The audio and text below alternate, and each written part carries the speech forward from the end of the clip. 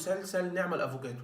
وعندي تعليق صغير بس على محمد سامي. محمد سامي قال للممثلين كتر موسيقى تصويريه من ساعه البرنس وجعفر العمده وده كله، وهو نفس الستايل بتاع محمد سامي اللي ما بيتغيرش. يعني انت ايه، مشهد ملوش اي لازمه وتقوم حاطط له موسيقى تصويريه عشان المشهد يتشاف؟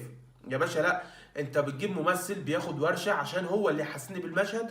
الموسيقى التصويريه دي حاجه اكسترا على المشهد، انما ما تجيش تطلع لي موسيقى تصويريه ومع تمثيل ضعيف من مي عمر. ومي عمر كل شويه تقول لك يا لهوي، هي دي اللازمه بتاعتها؟ يعني لو اسكندرانيه تقول لك احيه، فاهم؟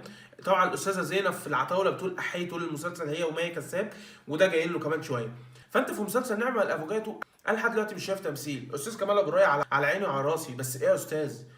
في شويه كوميديا منكم ومن سامي مغاوري ماشي، طب ماذا بعد؟ يعني ماذا بعد اللي انت جايب لي مي عمر ماسكه بطوله مسلسل؟